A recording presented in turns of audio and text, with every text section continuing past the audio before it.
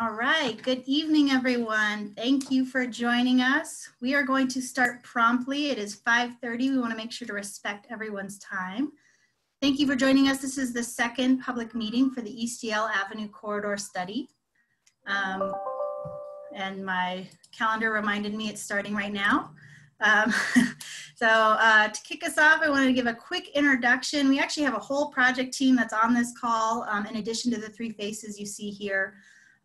It's taken a whole group of folks to get us to where we're at today and to keep us moving forward. But the folks you're going to hear from today are me, your moderator. My name is Ashley Grace. I am a community designer in the transportation design team over in the Department of Transportation and Infrastructure with the City and County of Denver. We'll also be hearing from Geneva Houghton, who is the city's project manager. She's a planner in the Department of Transportation and Infrastructure. And then we also have Ryan Mulligan, who is a consultant project manager on the team. In addition to the project team, we've also had a lot of stakeholders who have been really helping inform this project all along the way. And I want to say thank you to you all for joining us and your participation in this effort.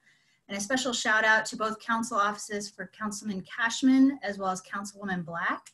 You all have been wonderful at engaging with us throughout this process, getting the word out about the project and this effort, and continue to be wonderful resources for us and also help really communicate your constituents' concerns to the team, which has been really, really helpful. So thank you. Next slide. So a little housekeeping before we get started. As you can tell, we're in a webinar. This webinar is being recorded. It will be available. We make our public meetings available on our Dottie YouTube page, but also there will be a link made available via our website. We are gonna go through a lot of information today, but we will have about 3 different Q&A sessions. So we will be stopping to answer questions. There's 2 different ways that you can ask questions today. You can ask your questions in the chat box, which is something I imagine many of you are familiar with. If you look at the bottom of the screen, there's a little chat icon. You can click on that, and that will go to our project team and notify us that you have a question that needs to be addressed. During the Q&A, we also are going to try taking actual live questions from the audience. So if you feel so brave as to voice your question, you can raise your hand. We will then call on participants to ask their questions. At that time, if you are called on, I'll say your name. We will unmute you. We do ask that anyone who is chosen to or selected to ask their question, please be respectful both of everyone presenting, but everyone else in the audience. And please keep your questions to 1 question per person so we can get to as many questions as possible. As you can imagine, we may not get to every single thing. We'll do our best, but definitely check out our website if you haven't already. There's a lot of information available on our website. There'll be, again, this recording and also a link to the map that we're going to talk through today. Next slide. Ashley, it looks like Councilwoman Black has raised her hand. Oh, already. All right. Already, I know. Eager beaver. All right, let me see. I am having a hard time clicking on, all right. And maybe Lucy, can you help me call on her? I'm for some reason having a hard time seeing her hand raised. Yes, I just allowed her to talk. She should be able to talk now. Oh, can you hear me? Yes. I didn't mean to do that, and I only did it for half a second. Geneva, you were paying attention. I was just trying to look at the panelists, and I didn't know who was on the meeting. So anyway, hello, everyone. I really don't have any questions. So take it away. Wonderful. All right. Well, thank you, Councilwoman. Nice to see you. All right. So moving on. Quick agenda of what we're going to cover today. Once I'm finally done talking, I'm going to hand it over to Geneva, who's going to walk through the vision and goals that we've worked to develop over the last several months, both as a project team, but also with some input from our stakeholder group as well. We're then going to jump into the storyboard map, which is a pretty exciting tool. And one of the ways that during this time of COVID, where we don't get to meet with you in person and collect all your feedback in person and on storyboards and that kind of thing, we're able to do that digitally. So we're going to walk through that. And also the content that's covered in that map, mostly the recommendations that are coming out of this effort so far. And then when we wrap up, I think the big push for you all is we may not get to every question or every piece of feedback today, but we really need your help in moving this whole study forward. And so we really strongly encourage that you all do jump on that storyboard map and provide your feedback and input that way. A little bit of context about how we got to where we're at today. This project has been in process since the beginning of the year. And just like most studies, we start with looking at existing conditions. So looking at the data, looking at previous studies and things that have been developed in the past as they relate to the Yale corridor. We then come to you all because we need to ground that in the local context. And we came to you all in a virtual public meeting in April of this year, collected a lot of really helpful feedback. And we've been using that feedback to help us jump into a much more thorough analysis of the corridor and all the mobility needs and opportunities. We're now moving into the recommendation development. And so today we're going to introduce all of the major recommendations that are kind of on the table. And you all and your feedback is really important to us to help us narrow those down to what are those highest priorities and what do we really need to really focus on as we move this forward. And some of those other dots again, so again, you probably know we've only been to the public twice, but we have been meeting again with that stakeholder group, which are residents and other constituents from and around the corridor who have a lot of experience and have been doing a great job of helping, again, inform us of that local context. We do hope to have a report, a final report by early 2021 that will be made available to the public.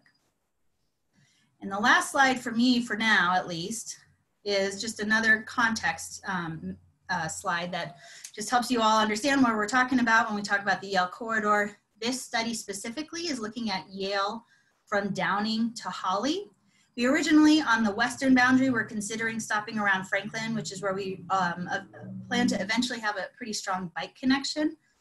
But we extended it to Downing because we recognize that there is a major hospital there at Downing, and we need to make sure we're taking into consideration how that impacts the corridor, as well as the commercial district just north of there.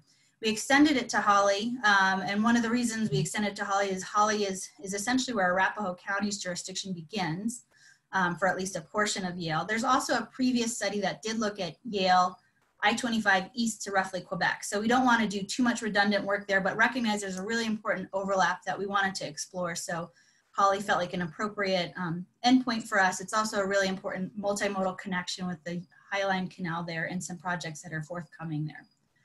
With that, I'm going to hand that off to Geneva so you can walk us through the vision and goals. Ashley, and thank you everyone so much. We know that there are a lot of demands on time, especially now that school has started back up and everyone is busy and trying to stay safe. So thank you for taking the time this evening.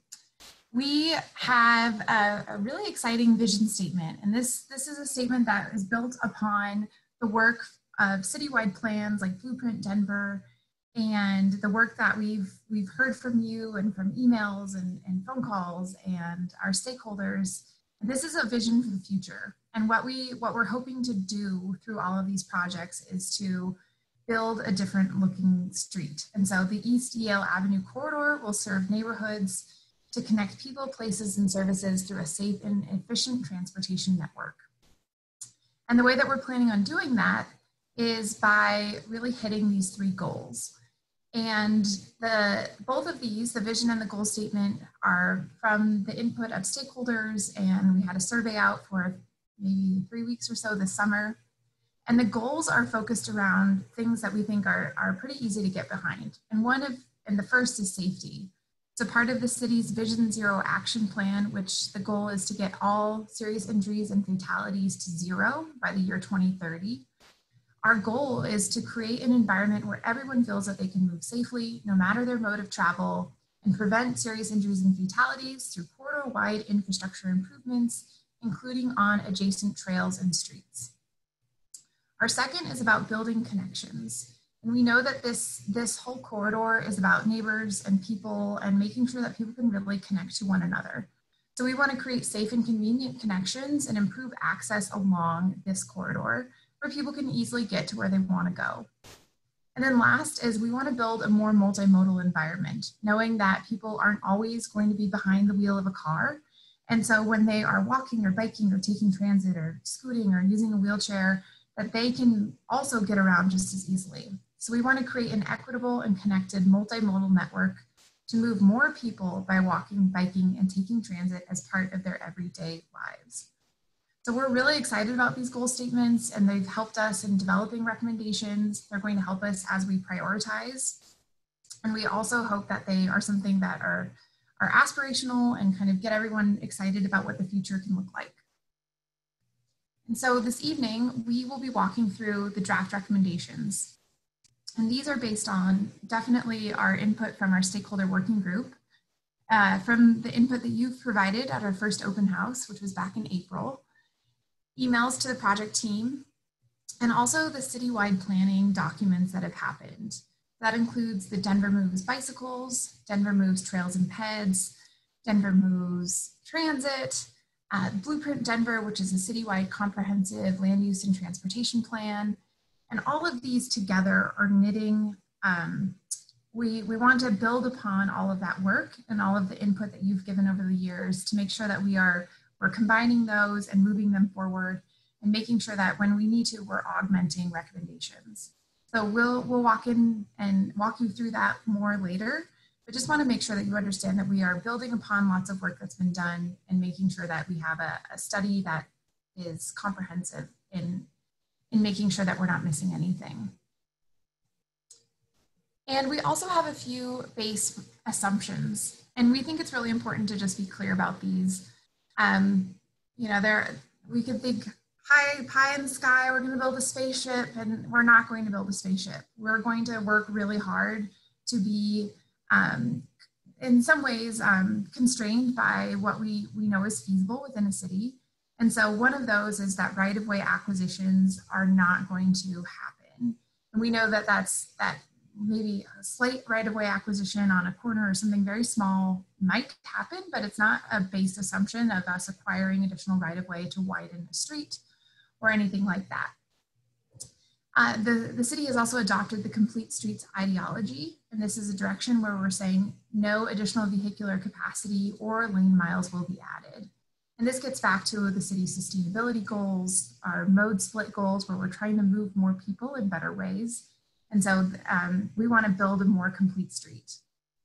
And the third is just about drainage. We've had a few comments and questions about that, and we understand it's really important, but drainage recommendations are not going to be a specific recommendation from this particular study.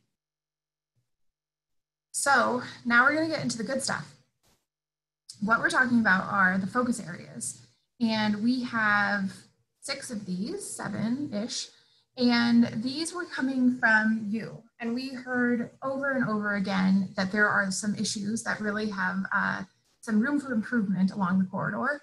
And so we thought it would be best to start in just really focusing in on each of those focus areas. So they're all laid out here, but I'll walk through each of them. The first is creating more north-south connections.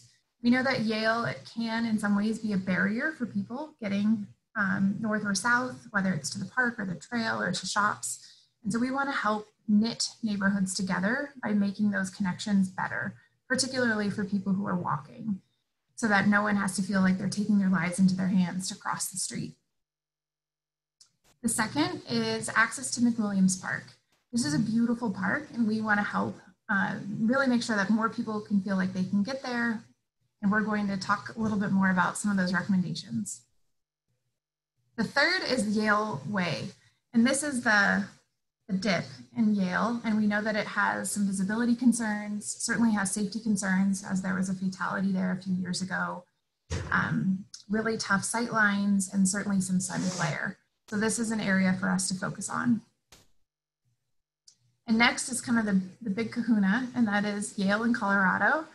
And knowing that we have a ton of cars that are going either east and west or north and south, and trying to make sure with this kind of an offset intersection that we're really coming up with things that are going to work, that are going to keep people moving, but are also going to be safe.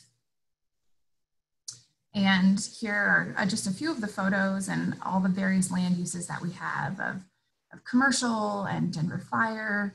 We have the rec center, there's the library a little farther south. There's a ton going on. Next is access to the Yale station. We know that this is certainly a challenging place to get to today, and we're working on some recommendations to improve that so more people feel comfortable getting to the station and taking light rail and the bus. And next is really moving a little bit east and the connections between the station and the Highline Canal.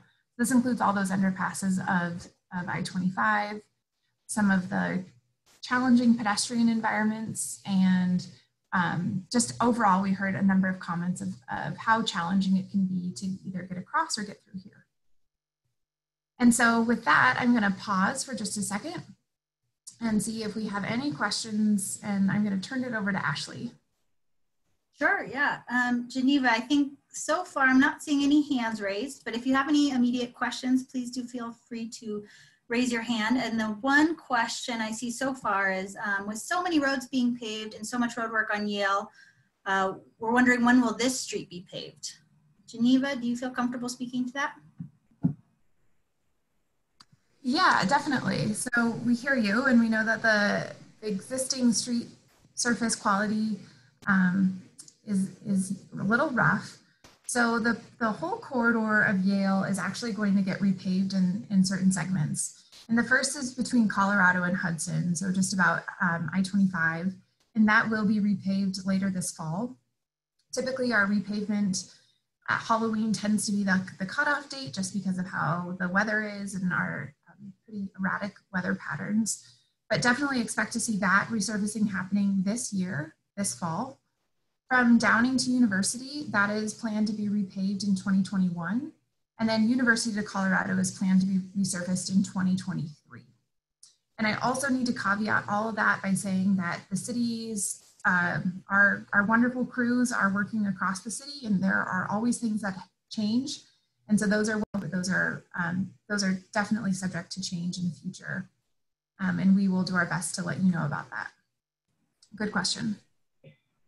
I don't see any other questions right now. I'm sure more will come up as we dig into the map and the recommendations. So I think we can keep on moving for now.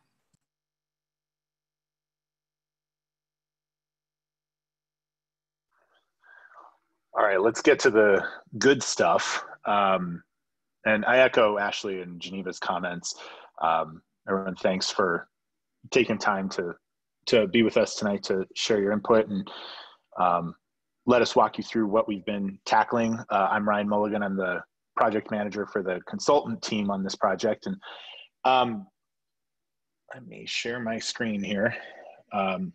So first we're gonna walk through just how to access the map, kind of the basic functionality of it, what you'll see when you get in there before we really get into the meat and potatoes of what it's showing you. So to get to the map, we're going to go to the project website. You can get to that a few different ways, but there's a bit.ly website that we've established for the project. So it's bit.ly/East Yale corridor.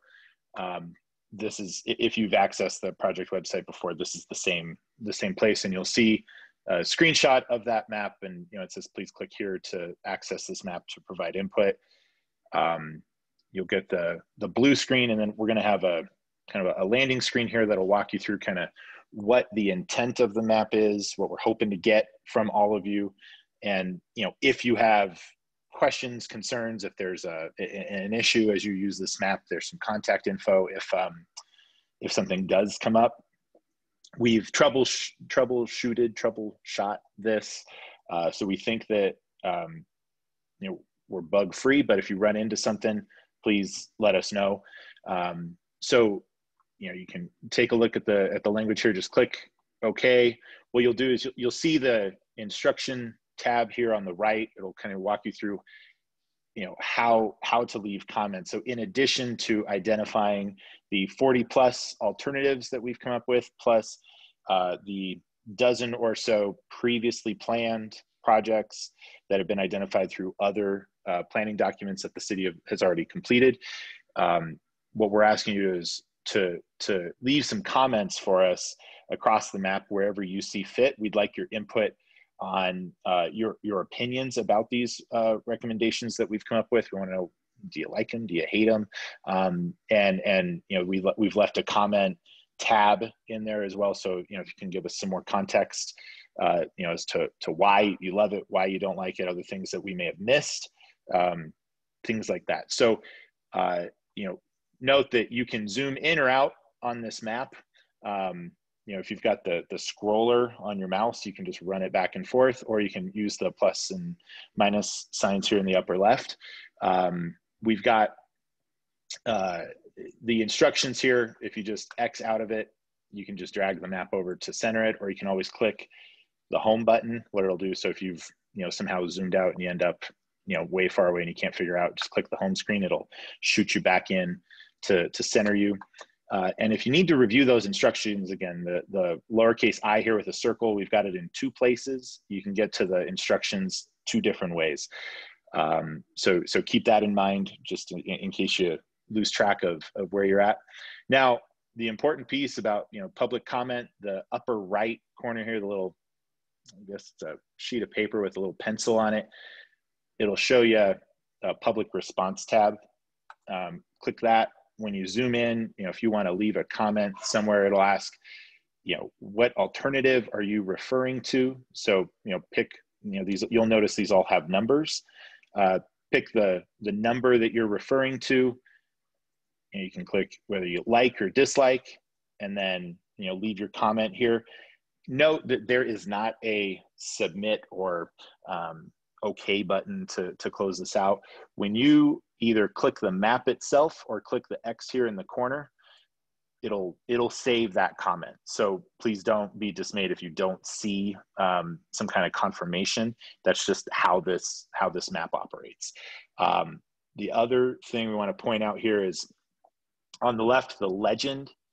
This calls out those 7 focus areas that Geneva had gone through, and these are all represented through different colors on this map. And you can see those and which color corresponds to which focus area across the spectrum here. You'll notice we've got a kind of grayed out area around the map, while our project area goes from Downing to the Highline Canal.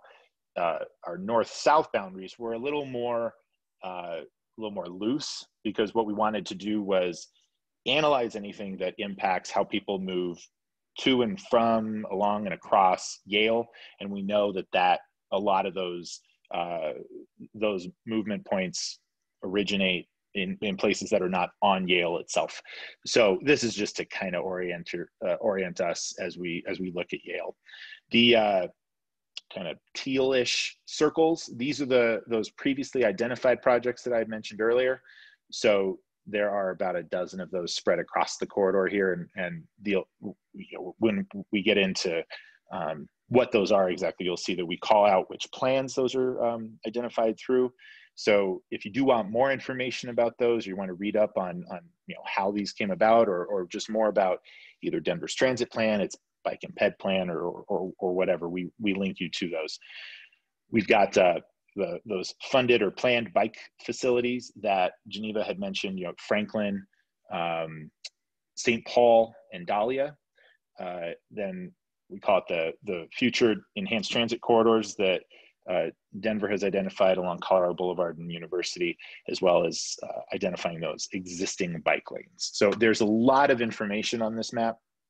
We did our best to try to not overwhelm everybody, but we also wanted to give enough context so that as we solicit input and show you really what we've been working on these last 8 months, 9 months or so now, make sure that you can understand, where we're coming from, where this information came from. And then again, as we had mentioned, our biggest goal out of this meeting is to help orient everybody to how this map operates and what it's showing you, and how to really interact with it in a meaningful way, both for you all and for us, and also make sure that we understand what it's showing, how to get to it, all the basic functions. So with that, I think we've got a quick poll question. I know this was kind of like drinking out of a fire hose, and it's a lot to take in real quick, but want to make sure we really are okay with just accessing the map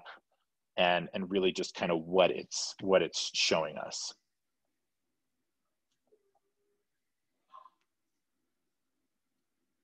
So I think we're ready for that poll question. Gabby, Lucy, whoever's going to put that up. There you go. So if y'all wouldn't mind taking a quick second and just answering that one, we want to make sure that folks are okay or comfortable with that. And keep in mind, we'll have another Q&A stopping point here so we can discuss if there's specific questions.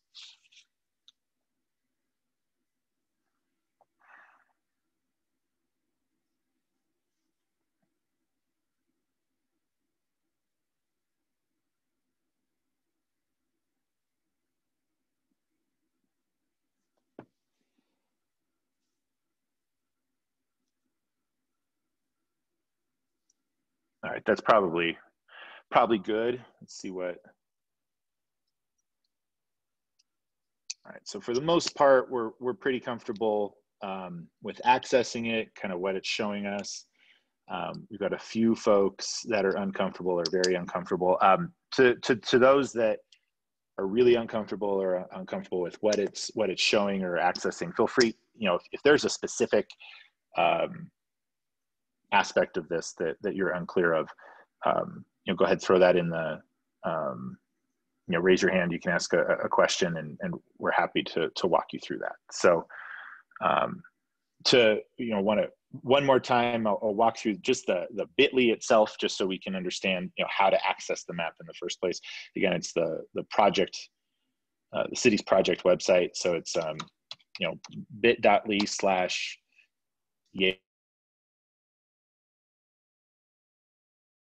It'll take you to the city's project website here. The very first thing you'll see in this gray box, and it'll stay on top of this page. It'll have a screenshot here of the map itself, and then just please click here for the link, and it'll shoot you over to the ArcGIS map for that, and you'll see this now familiar splash screen.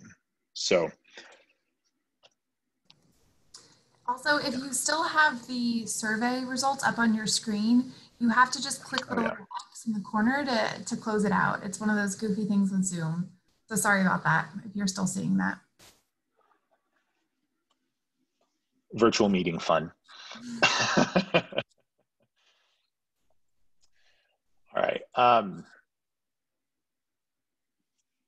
believe let's start walking through some of these recommendations here. So I'm going to just work down the proposed alternatives link through the focus areas here.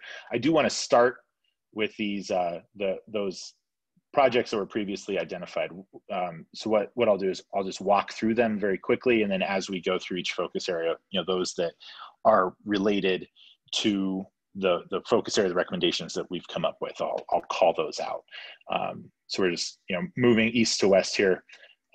We've got some sidewalk gaps that are present on the south side of Yale between Marion and Lafayette.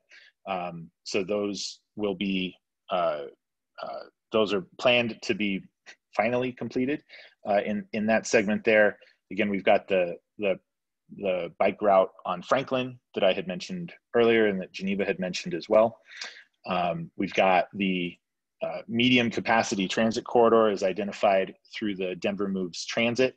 Another thing to keep in mind on these call out boxes, you'll see there's an image to the Denver Moves Transit plan, or over here at the Franklin bike route, the link will take you to another map showing you the Denver Moves bike viewer for the entire city. So it gives a little more context and a little more information about, if you want to learn more about Franklin or where it goes or how it relates to other bike routes throughout the city, you can do that through this map as well.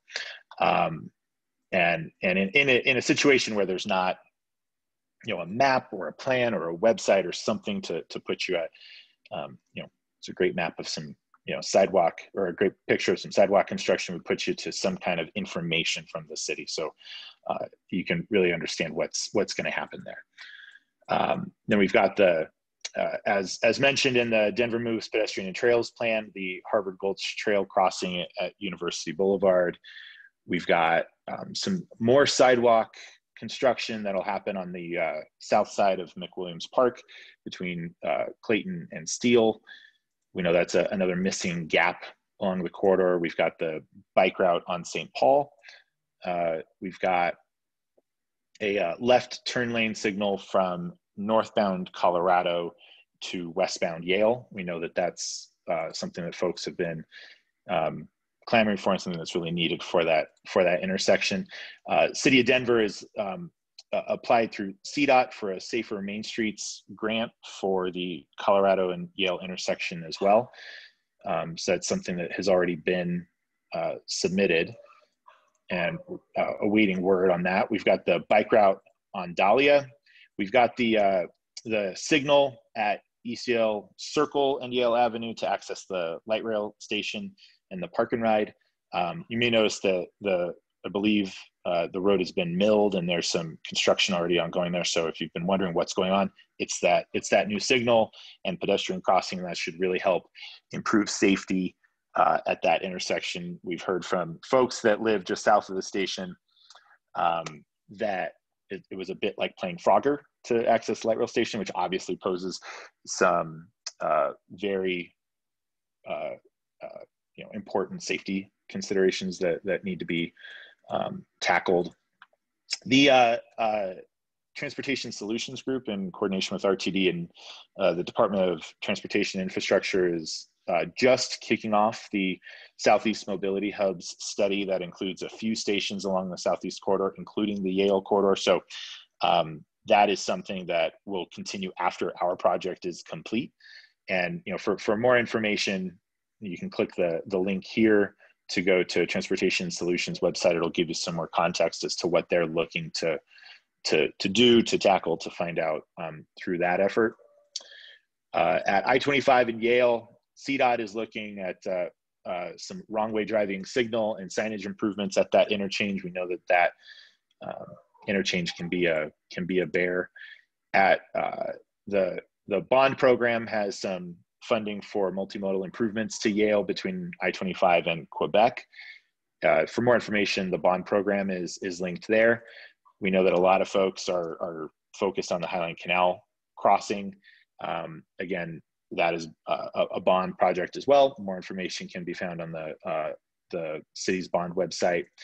And then the new bicycle route planned for ECL Avenue east of Holly through Arapahoe County, well, Denver and Arapahoe County, moving east. So with that, I think there are some questions. I know there was a lot of information too, so. Yeah, before we get into the new recommendations, there were a few questions that popped up, actually related mostly to kind of some of these existing recommendations or projects. I'll start with one from Justin and send this one over to you, Geneva. Can we add Holly to the planned bike facilities? Good question. So you'll see all of that like kind of hot teal color. Those are recommendations from the 2011 Denver Moves project, and that's a citywide bike plan. And so our goal is to really make sure that any recommendations for people biking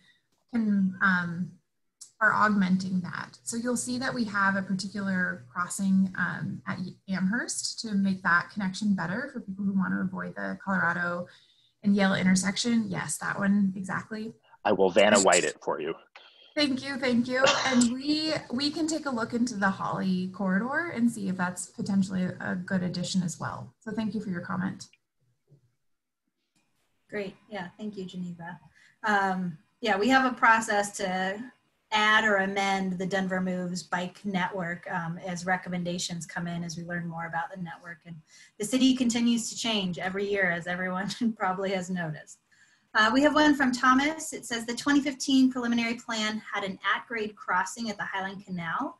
Is that still the current plan, or is an underpass still possible? Great question, Thomas. As Ryan mentioned, there is a bond project to improve the Highline Canal crossing at Yale and Holly. What is included in that bond project, the language is for an underpass. The city is currently doing a very in-depth feasibility assessment for that crossing. So I can't give you a firm answer today, but that is what we are investigating currently. We want to make sure we can, build something that's as safe and comfortable to trail users as possible, and recognize there's just a lot of different factors we have to take into account. So more to come on that, not today, probably not for a good 10 months, but we will let you know when we have a pretty clear direction on that project. We have another one from, let's see, Stuart Anderson. He's volunteering to give his email address out. That's so kind of him. And the reason his email address is important or useful is because Stuart is with Transportation Solutions, and he is helping spearhead the Southeast Mobility Hub study, which will be looking at Yale, Southmore, and the Bellevue Station area. So if you want to learn more about that project, you can click on the link, or it looks like someone added Stuart's information to all panelists and attendees. So definitely take a look there. Again, if you want to raise your hand and ask a question, we have a few more minutes. I can take one of those. Another question that did pop up, and Ryan, maybe you can help with this, but as people are going through the map, can they add random dots or comments, or does everything they add have to be linked to a specific dot? As of right now, the way that it's oriented is everything is associated with a dot. Although the idea of just leaving wide comments, that should be something we can tackle. Keep in mind, though, the recommendations that we've come up with, we want feedback on those recommendations. So that's why it was oriented in that way. There is a comment tab below each of those. So,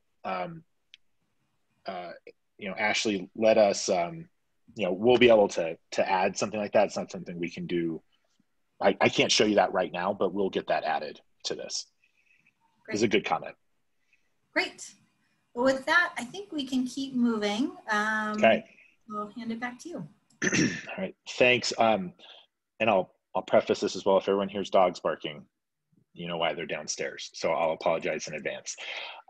So let's look at some of the corridor-wide infrastructure recommendations moving west to east across the corridor. And I'm going to go fairly quickly through these just to give an overview of what they are, what plan they may correspond to, if any, and just give some context, especially if they correspond to some of those previously identified infrastructure elements. And I think we can stop for questions here. Maybe after I get through a couple of these, I'll make sure that we don't have anything outstanding. So we're looking at how to improve wayfinding and connections to these bike routes. We know that that's a big push for the city, is improving access to these bike routes. So we've got several across this corridor: Franklin Street, St. Paul, the Highland Canal, Dahlia, and that route going further east of our study area here. So we want to make sure that folks can easily find and access those routes, especially if they're unfamiliar with the area. Another one relates to more bike route or bike facilities, looking at a potential for a protected bike lane along Yale from Downing to Colorado. There is further analysis that needs to be done for this particular one. And this will be done through the next phase of this process called the alternatives evaluation process. So that will look at is a protected bike lane the right type of facility? Do we have the right speeds? Do we have the right bike volumes, things like that? Do we have the right of way even for it? For those that are unfamiliar, protected bike lane, there are several across the city. This is an example of one downtown along 14th Street. It's essentially demarcated by some striping, and we've got some vertical elements to really make sure that vehicles aren't crossing, leaving something like 6 feet for bikes to travel down the roadway. Now then, moving further to the east, we've got the potential for a new neighborhood bikeway on Vassar, so just north of Yale, north of McWilliams Park. On the map here, you'll notice that instead of it being a dot, it's more of a line here, but we're looking at that stretch from basically University over to Jackson. Again, there's some further evaluation that is planned for this as well, to see what may make the most sense. Then we've got some lighting improvements that could be needed through the corridor here. So these are obviously, it poses a safety issue at night, especially for those on bikes and peds, and even drivers as well. One of the biggest alternatives that we've come up with that Geneva had alluded to is the new bike route along Amherst. So this would essentially vacate, or could potentially vacate, the bike facility on Yale east of, say, Nielsen. And again, there's more analysis that needs to be done to see, is this the right route? What makes the most sense? But this would be a way to bypass the Colorado and Yale intersection. If you're on a bike, or if you're looking to just have a more safe travel across. But this would be Nielsen to Amherst, crossing Colorado right near 24-hour fitness there, then traveling further east past the library to Brook, and then taking Brook to Yale. So really bypassing just all of that craziness that we had alluded to earlier. And we've got again, more signage and wayfinding to reinforce those connections to the multimodal network as well. So not just the bike facilities, but to other amenities along this corridor. We know there's a lot of great community nodes along here that we want to make sure that we provide wayfinding and knowledge to the community that they're where they are and how to get to them. We're also looking at a continuous bike facility from Colorado to the Highline Canal. Most likely that would be along Yale here. And you can see there's not really any other routes that can get us, to that point. It'd be a side path. Now, the exact type of facility, how it would be oriented, what that may look like. Again, further evaluation or analysis needs to be done through the alternatives evaluation process, which will be kicking off here soon.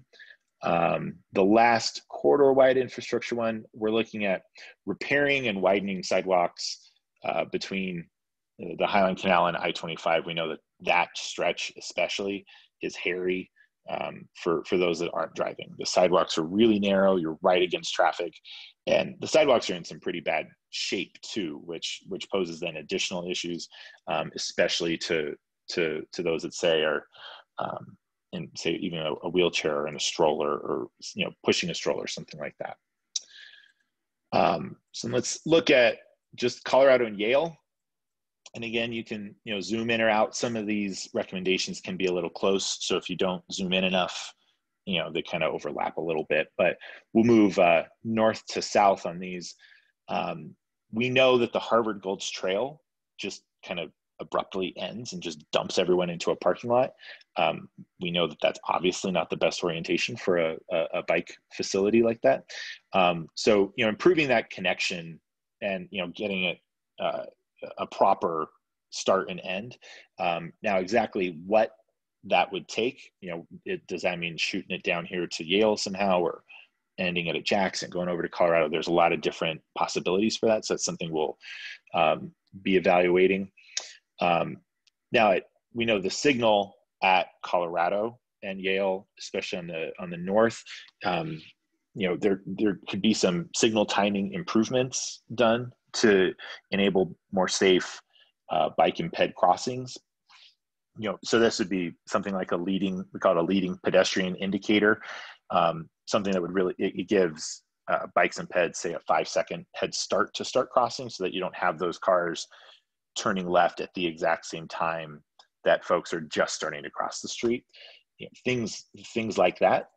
And we've got reconstruction of curb ramps at Yale and Claremont. So this is the access to the University Hills Shopping Center or University Hills Plaza, just east of Colorado. And we're thinking of a bi-directional ramp. So this is a good example of that. It's the new standard for the city, and this is a way to really direct folks rather than kind of dumping them into the intersection at a 45-degree angle. It really points them in this orientation would be north or south, to really guide folks as they cross the street. You know, we want to address free right turns that impede crossing. So a good example of that is at Colorado and Yale on that north intersection of Colorado and Yale, where if you are northbound on Colorado and you're going to go east on Yale, there's a turn lane for you and a little, we call it a pork chop that the signal itself, the signal pole sits on, but you can make that real quick right. That is not a good movement for bikes and peds there. This is a picture of that intersection. So, you know, many of you may be familiar with this. It can be a little dicey because I think folks, as they drive, they may be more focused on, you know, is someone turning left onto Yale from Colorado? So how can we, you know, make that movement safer? And that could involve some intersection reconstruction. That could be signals. You know, a lot of different things can go into that. Then, you know, we've got some more wayfinding. Again, we get folks to the YMCA, the library, schools, churches. Again, we know there's a lot of different places along the corridor that people that live and work down here want to get to. We know that you live in this area for a reason. We want to make sure that folks know how they can get to and through this corridor.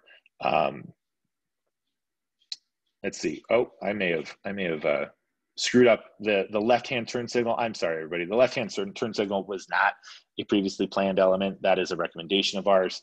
This dot, I clicked too far over, is for the transit corridor. We've got a lot of alternatives here, so sorry about that. Then the last one I'll cover before we stop for a breather is to really optimize this crossing at Amherst. So again, this gets back to some signal timing, or maybe there's some bike detection technology, things like that. So we'd evaluate what those best options would be at this intersection.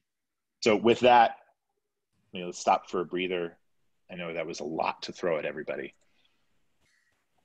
Yeah, so we'll take a quick question break. So if you have any questions, please feel free to pop them into the chat. You can also, again, raise your hand. Can call on you and you can ask them that way. But any questions about what we've covered so far? It's definitely been a lot of recommendations. If not, I guess we can speak to one, but I think we'll also get to it a little bit early or later on. But on the east end of the corridor, there's a question. Can you provide, this is from Amy, can you provide a glimpse of what the Denver Arapahoe bike route will look like? Connect along Yale. I'm curious if there will be a bike route connection along Yale between the Highline Canal crossing at Yale and Bible Park. For the neighborhoods near Bible Park, it is much more efficient to ride directly along Yale to go to the light rail in lieu of riding along the Highline Canal path. That's a tricky question in that looking at Denver moves, there isn't a specific recommendation for a bike facility on Yale. However, several years ago, we partnered with Arapahoe County and looked at, and that's actually where that bond project comes from, that multimodal Yale bond project is a collaboration between Arapahoe County and the city of Denver to improve a variety of multimodal facilities in that area. Back then, I want to caveat this was, you know, back then before we had a lot of really smart and talented bike designers, et cetera, on our team. There was a recommendation at the time to put a bike lane on Yale. If you look at, there's some preliminary design documents that are available on the Arapahoe County website that do indicate that there's a thought process we could put a bike lane there. Given what we know now about bike design, we probably wouldn't do that cross section. It's not safe, kind of the way it's laid out in that cross section. However, I think once that project really gets rolling, we will have that conversation with Arapahoe County. We will revisit that design to figure out how can we look at moving bikes safely along, or if there is an option to move bikes safely along Yale corridor, and if so, what that would entail. So I can't speak to what it would look like today because I think we need to revisit that given all that we know now. Bike design has evolved very rapidly over the last several years. But it's something we'll consider as that project eventually kicks off. One other question, well, really a comment that I want to make sure is noted. It's from Jeanette. Ice is a safety problem, especially on the narrow sidewalks. She mentions east of I-25, but I'll say that it often is a problem on a lot of sidewalks throughout the city. So definitely noted, Jeanette. And I don't know if Geneva, you have anything to add to that besides thank you for that comment. And as we move forward, we'll definitely see if there's any ways that our project could ever look at, you know, how we might be able to mitigate that. But unfortunately, ice is something that Denver faces often, especially on the sidewalks on the south side of the road, I feel like, because they get shaded quite a bit throughout the winter. Okay, I'm not seeing any hands raised unless I'm missing any. So it's a good breather, hopefully. I'm gonna toss it back to you, Ryan, so we can get through the rest of these recommendations. Yeah, it's like drinking out of a fire hose. So one thing I'll walk through one more time here, just to make sure we're all clear again to leave comments, and we'll modify this. So we'll have a an other or somehow delineated tab there. So to leave a comment, it's this far right box that has a little paper and pen. The only option in there is this public response, the blue triangle. Click where you'd like to leave that comment. You can leave it right on it. You can leave it next to a comment, or to a recommendation. Again, though, if it's if this is another, if it's something that you want us to be aware of, feel free to put that approximately where you see that issue. So to Jeanette's comment, if it's ice, maybe it's something that's a really icy area, something like that. But when you click to you click the blue triangle here, click the map again, it'll pull up say the alternative here. I screwed that one up here somehow. There we go. So it'll be a drop-down menu. It'll list all 42 of the improvements that we've got. Click which one of these, and again, the other option will be in this alternative listing. You can click whichever one it corresponds to.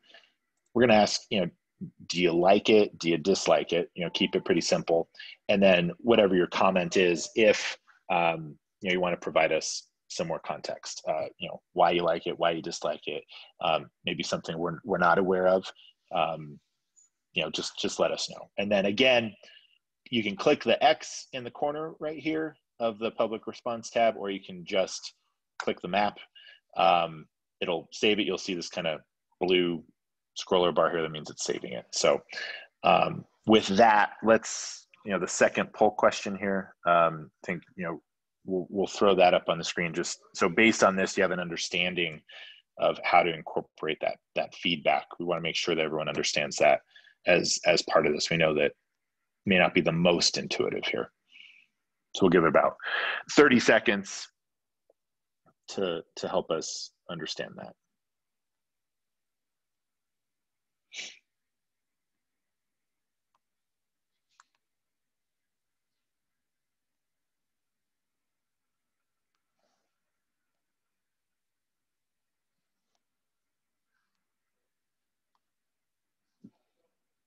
All right. Okay, good. I like seeing those numbers. To whoever is whoever doesn't have a good understanding of that, we're going to have another Q&A. So if you're comfortable asking in the meeting, let's walk through that, and we'll help you understand how to do this. If not, feel free to email the project too. We can help you however we can, so you can get those comments in. All right, so we'll walk through these north-south connections very quickly here. We've got the intersection at Downing and Yale. We know that there are some developments going on to the west of our project area here, especially focused near the hospital. So understand that the usage of this intersection may change once those are once that's constructed there. So how do we adapt this intersection to be able to handle the increased traffic loads? Then we've got the intersection at Franklin and Yale. Given that this is a future bike corridor, we want to make sure that folks crossing Yale on Franklin have a safe crossing. So there's some infrastructure improvements that need to be done there. You know, this is a wide range, and again, more analysis is needed. These are things like mini roundabouts, making it a four-way stop, additional crosswalk treatment, signing, striping, things like that. We just want to make sure that this is a safe intersection for all modes, especially since this is a future bike facility. Then as we get closer to St. Anne's, we know that there's some concerns about crossing Yale, especially near you know, time school goes in session and out of session. We know that that is a school that's in session right now. So looking at an enhanced crossing at Race and Yale, again, more analysis needs to be done because this is an uncontrolled crossing. So we'll see what the best configuration for that may be, given the realities on the corridor. And another north-south crossing here at Gaylord and Yale, just north of the school. You know, so again, this is an uncontrolled crossing. So we need to look at, you know, is this a potential for a hawk signal, something, you know, a way to notify drivers, you know, push button, something, get some flashing lights, something like that. So folks understand that there's, in many cases, students crossing the street.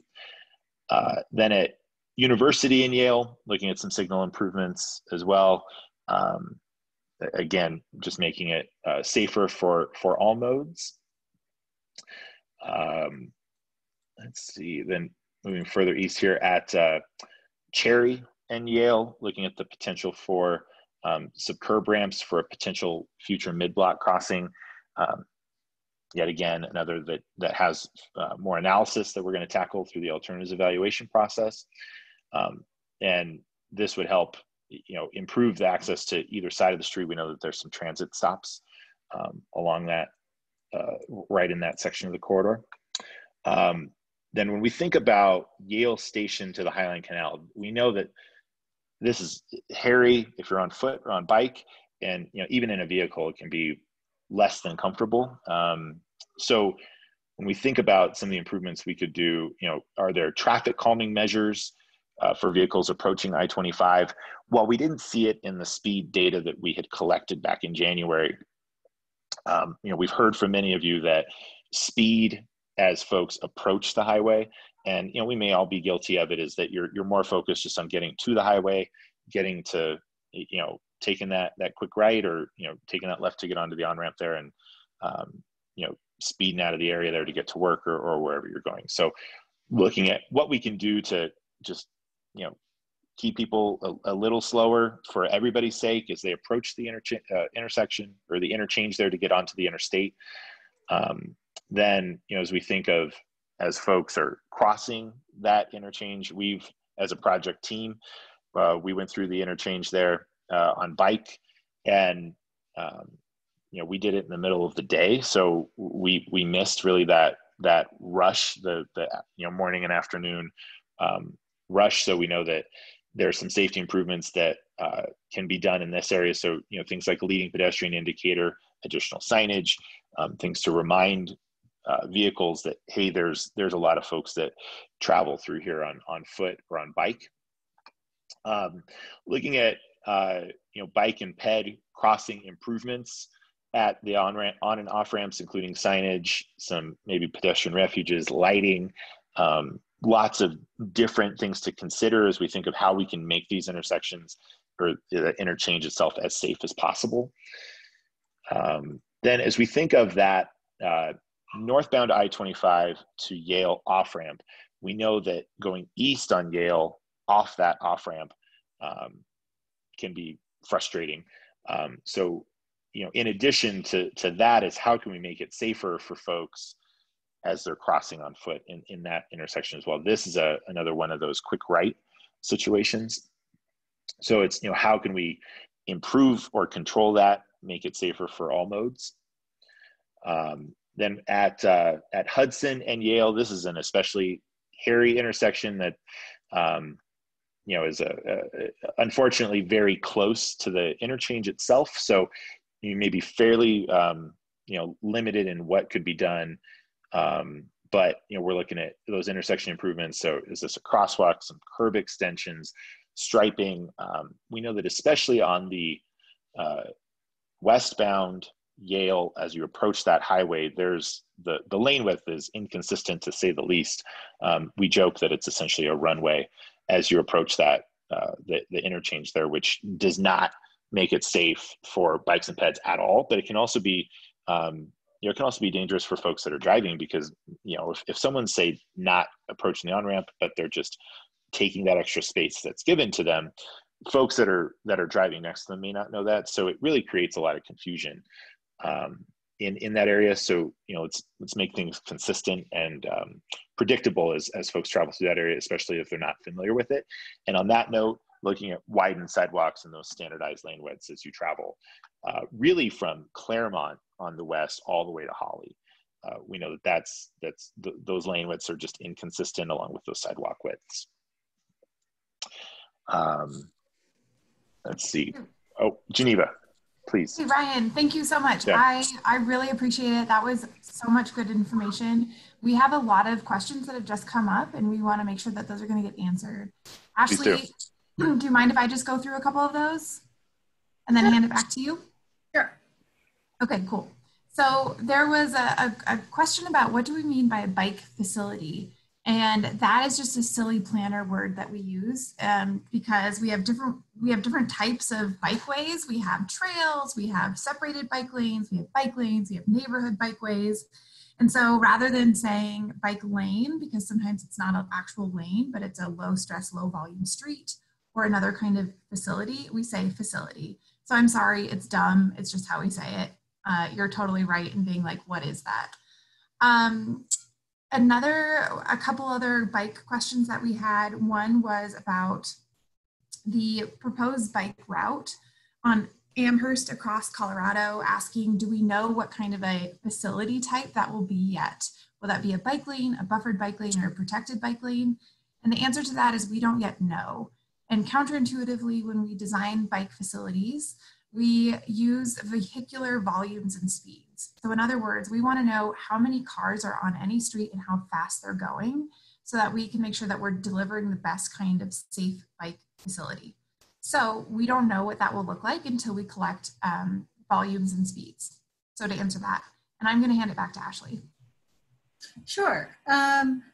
And one question that came in that's probably a few of you have been asking or wondering about, it says, I haven't been able to bike for 3 weeks now. Is the pipe project on Holly, south of Yale, done yet? Or when should it be done? I do not have an answer for you. That project has been extended multiple times. Unfortunately, that it's a very messy intersection in terms of what's happening underground with the utilities there. I know that the team, it's being managed, those closures are being managed through Arapahoe County, and they have been notifying us of those closures. So I actually, based on this question, just sent them a quick ping asking when they think that'll be completed. They've been doing a great job of letting both myself as well as Councilwoman Black know when we expect those closures to hopefully be resolved. So John, I apologize, no answer today, but hopefully we will get one soon, and Councilwoman Black will hopefully be also kept in the loop with that one. Another question, and maybe Geneva, I'll toss this back to you, but it says the curb ramps at Cherry and Yale are already in and indicate a north-south crossing there. Can you talk to that a little bit? Yes. Hey, this is Eileen. Really quick, before I'm not interrupting the answer to this question. Going back to the previous question related to the pipe project on Holly south of Yale. So all pavement is complete. Kind of giving we'll give an up-to-date one. So all pavement is complete. What's not complete, and so all of the detour routes and the road closures, they're all open. What's not complete is the striping south of Yale on Holly into Holly Hills. So that the roadways are repaved, and so if you haven't been able to bike, come on back, it's there. So the pavement is complete. And that is a word from our manager in our planning group, Miss Eileen Yazzie, resident expert, lives in the neighborhood she was just referring to. Thanks for that update, Eileen. No problem. And back to you, Geneva, about Cherry and Yale. Yes, so as the street was being resurfaced this summer, we had the opportunity to go in and fix some curb ramps that were needing a little bit of help. And so that one in particular, we have an opportunity of potentially creating a median crossing island.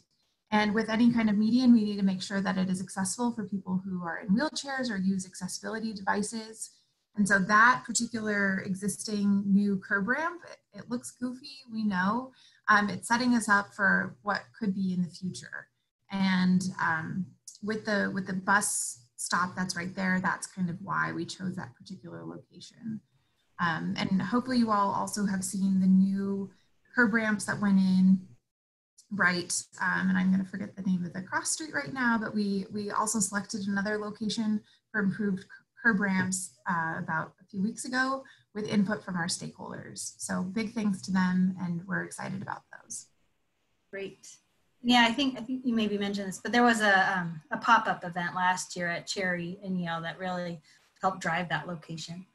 Final question right now that I see is from John. He said, has there been a study on the relative effectiveness of hawks versus stoplights?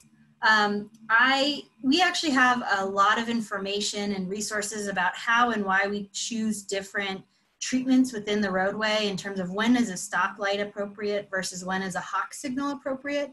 And I can make sure I can actually add that link in here, but they're really used for very different purposes is kind of the bottom line.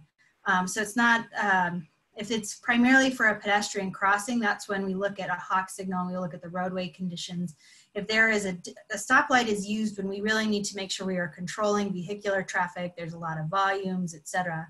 And so I could put that link in there, but I don't know, Geneva, if you had anything else you wanted to add to that comment. Yeah, I think I'll just clarify for folks if you're thinking, are they talking about a bird? No, we're not talking about a bird of prey. A hawk signal is, we don't have very many of them in the city, but it's you may see them sometimes if you go a little farther west, and it looks like a signal head where you have usually a cross arm and then a signal head that's black for most of the time and not turned on until it's activated by a pedestrian. So instead of it just being the flashing, it really is controlling, but it's not the cost of building the full signal. And we use these in areas where there typically isn't enough cross volume traffic to warrant the full signal, kind of what Ashley was talking about. But it is a very, very, very safe way of crossing people because it gives the full stop control. Hopefully that wasn't too jargony, but that's what a hawk is. Yeah, I'm glad you mentioned that it's not a bird. And for those that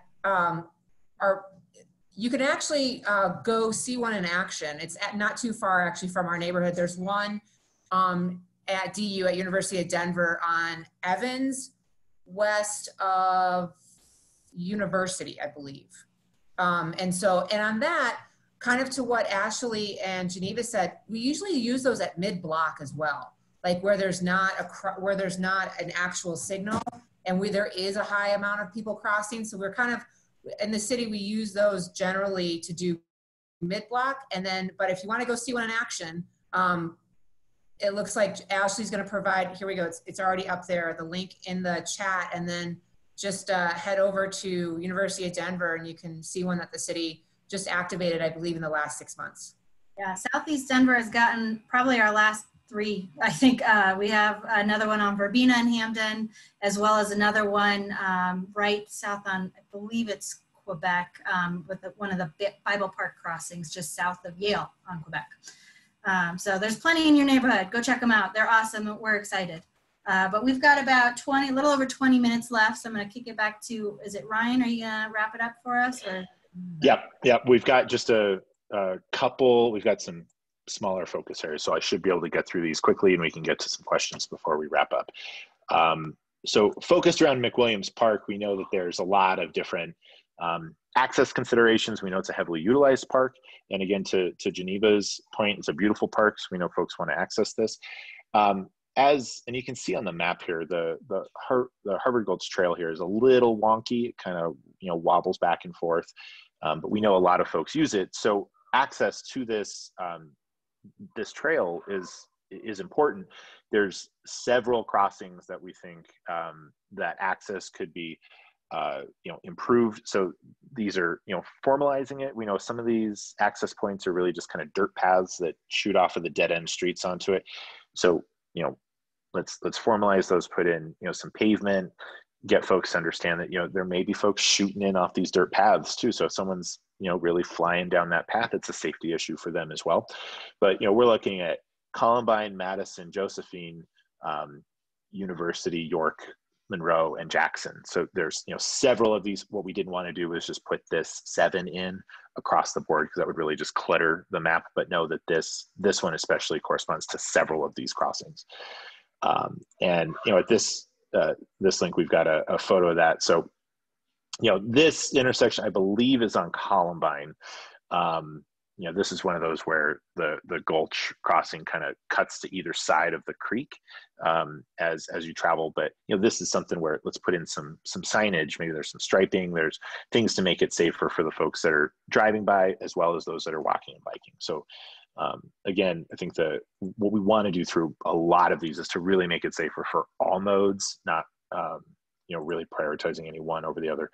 When we think of the park itself, let's formalize some of these specific access points. Again, similar, a similar recommendation, but this is really focused on the park itself. So signage, crosswalks, other appropriate treatments, the exact nature of those will take shape through the alternatives evaluation process.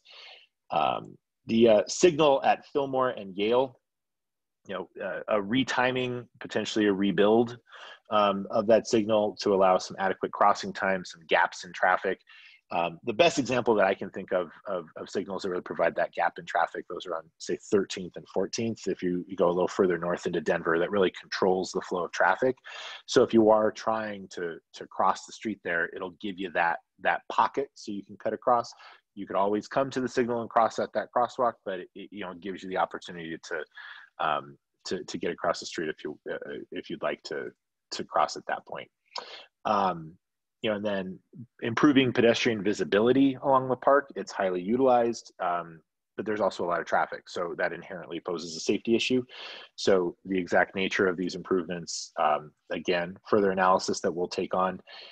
We know that a lot of folks, when you think of how to access the park from the north side, it's a lot more difficult than if you're coming at it from the south. So, some folks here coming from the north, they'll, come down the alley here at Steel Street to cut across into the park. I know this isn't a satellite image of it, but keep in mind there's some other maps you can utilize here. But along this particular stretch, and I know it's a little blurry, but as you go from Vassar to Steel, and I believe this is Adams here, there's a informal footpath right along the creek here.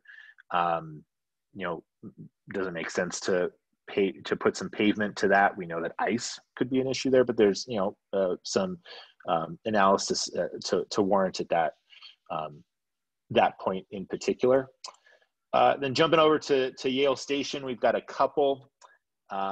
We know that the access and movement in the station area itself, and when I say station area, I'm talking about north of Yale, with the light rail, the highway on the west, and East Yale Circle on the east. So it's a really tight area, but multimodal access in here. So maybe some wayfinding for folks coming off the train. How do they get to where they want to go down in this corridor?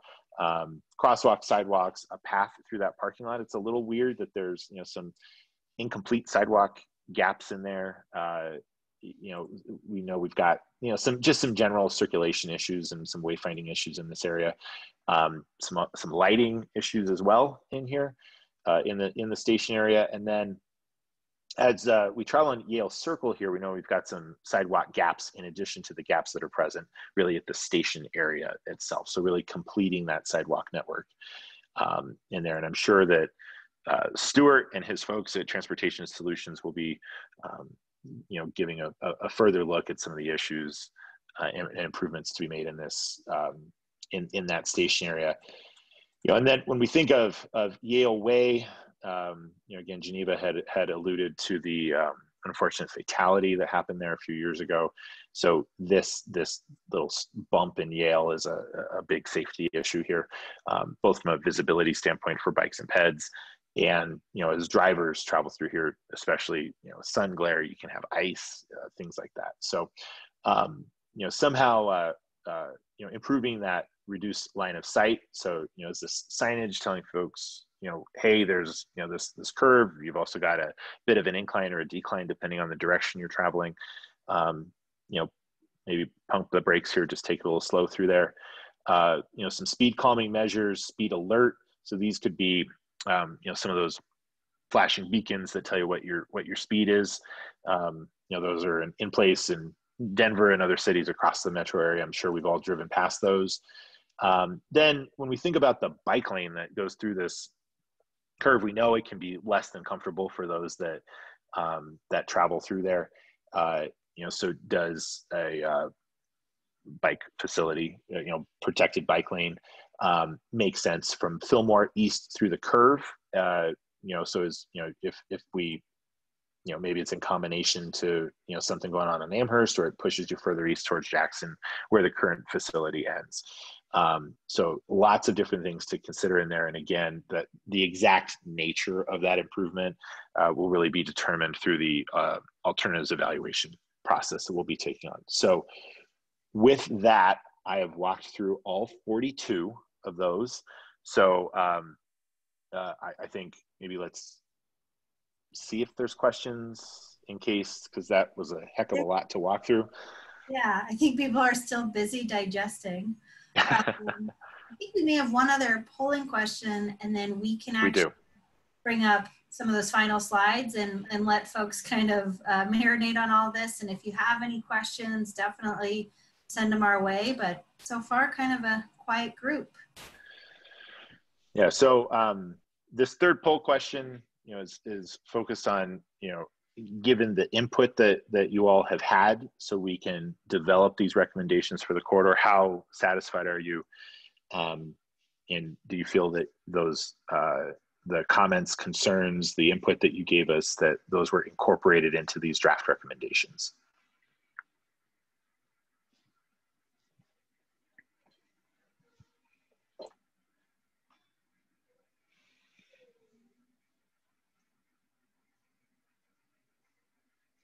We'll give everyone about 10 more seconds there, and we'll see where we're at.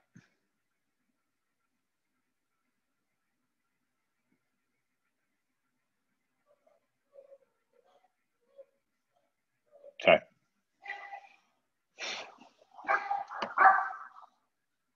All right, good. We're glad to see that most folks are satisfied or very satisfied. To those that are unsatisfied, this map again is meant to gather that input. So if there is something that you feel that we've missed or we haven't analyzed, leave us a comment. We'll update this map again to the comment earlier to include that other option in the alternatives list, so that we can keep track of those comments as well. So with that, I think we're done with the map for now. Yeah, and I think right. kind of building on that, Ryan, thank you. And it's nice to see the polling numbers.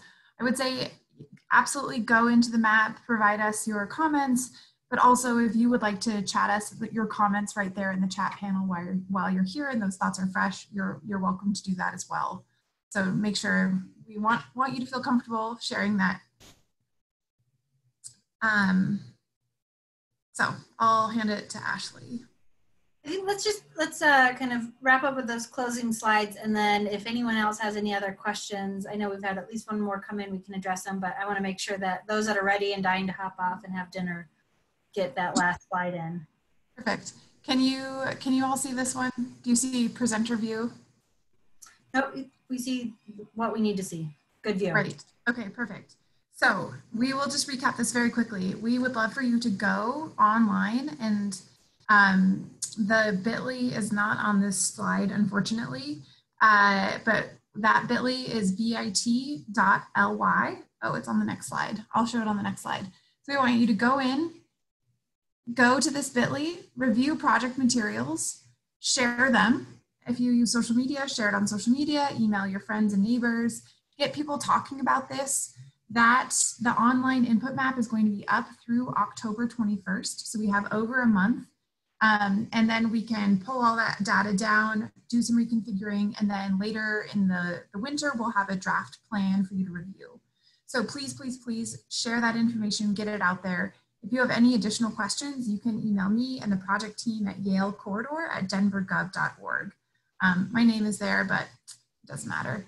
And I think then I will just leave it at this slide instead.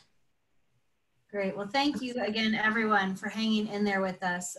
Just a couple more questions. This one comes from Victoria. Any thoughts on how to keep unnecessary commercial traffic off of Yale, such as beer delivery trucks? Geneva, how do you feel about taking that one? Yeah, Victoria, it's a good question. And I think you're kind of getting at that. Like this is functioning, the street has to function for a lot of different people. So we know that this area is really residential, and therefore people are crossing this with their kids to get to the park. But it's also, it's an arterial in our system. And that means that it has to be able to move a lot of people. And particularly with some of those land uses that we have at Colorado and University, grocery stores and shops, and the grocery store needs their groceries to get there by using Yale in Colorado. So definitely understand and want to make sure that we are still creating safer crossings and calming traffic when we can, and creating alternative ways if people are biking, but ultimately the street has to function for people driving and biking and freight. So I don't think that's an answer you may like, but unfortunately that's kind of, our streets have to serve a lot of different people. Awesome, thank you. So a question from Justin about Yale Station. Would it be possible to change street parking into a drop-off zone around Yale Station? There's a high demand for drop-off pickup and no space to do this. Sorry, I should assign that to someone. Really, I think that's a great question for Stuart and the Southeast Mobility Hub study that will be kicking off. But I think that, I don't know, Geneva, do you want to provide a response to that? Yes, actually, Ashley, can you answer that one? I was busy doing something else. I apologize. Yeah, we finally have some questions pouring in, and I know I got a little distracted as well. I think that is something we can definitely look at through the Southeast Mobility Hub study, and that's a really great question and noted here. We could definitely talk to our parking team as well. We're constantly evaluating parking throughout the city based on the needs and the context, so definitely a great comment that we can move forward our parking team. And I'm sure that they have criteria around when and where we allow those pickup drop-off zones to occur. So thank you for that. That's a great recommendation. All right. Quick comment from Bruce. There are so few crossings for bikes and pads for the Highline Canal and I-25. It's critical to bring Yale in. We agree, Bruce. Thank you for that comment. Bruce, always at every public meeting. I love it. Thank you for joining. Jeanette, will there be an Evans study? There's two large upcoming housing projects. Jeanette, wonderful question.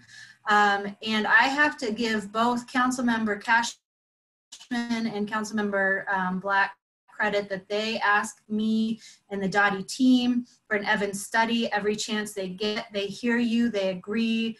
We agree that there needs to be study there. Unfortunately, there's study needed everywhere in the city. I will say that there is an NPI process, which stands for the Neighborhood Planning Initiative. So the Community Planning and Development Group, which is a different department, will be kicking off a land use and transportation plan in the coming year that will extend, it'll cover, I forget the exact name of it, and I can provide a link in here, but it will cover Evans basically from the eastern boundary of the city up to I-25, and as of now, I believe it'll cover it to Colorado. So what's nice about that is that study will look at both land use and transportation, so it's not just this corridor specific. And Dottie, the Department of Transportation Infrastructure, we do play a role in that. I'll actually be participating as that study kicks off, as will someone from the planning team, to make sure that what's coming out of that are transportation ideas that align with Dottie. So There is a study coming that will be looking at the Evans corridor in this broader context and looking at land use and transportation. And then otherwise, there's a lot of other ways we're studying Evans. There is, Geneva, can you remind me what our study is called? The that David Pulsford will be leading. The do you know what I'm talking about? No, sorry. Which one? Our transit study that'll be coming up, looking at all throughout the city. That will definitely be looking at Evans as part of that. That would be. This is Eileen. This is there's another study specifically focused in on transit and moving our ideas forward from an operations and see if there's any changes to our roadways related to dedicating, say, lanes to transit or improvements for safety and related to the users and pedestrians. That's Denver Moves. It's called Denver Moves Transit Phase 2. I believe that should be starting off in the beginning of the year. The public should be seeing that. Right, great. Sorry, thanks. Sorry to put you both on the spot there. Bruce asks, does anyone know when the next Bellevue and I-25 presentation might be? Great question, Bruce. Also involved in that effort. October 7th, mark your calendars. I believe it'll be 6 to 7 p.m. On October 7th, there will be a Bellevue I-25 public meeting. If you are interested in learning more about that project, there's a big interchange conversation happening right now in terms of how do we improve that interchange, and there are some there are two options on the table that are very different. So if you are in that area and involved, definitely definitely attend. Councilwoman Black will make sure to send out information as well once we get the Zoom link, etc., for that meeting. But October 7th, please come, Bruce and others. Invite all your friends. All right, I am not seeing any hands raised. I see some very nice comments in the chat panel. Thank you all for those. That really does mean a lot to us. And, oh, sorry, Eileen, I just saw your comment. All right, with that, I think we're wrapping up 4 minutes early, which is super exciting. I know, I smell dinner cooking and I can't wait to go eat. So thank you again, everyone, for your time. We really appreciate it. More information will be on the website, including this recording. And definitely, we can't wait to hear from you and your feedback on what we've discussed today. So thank you all.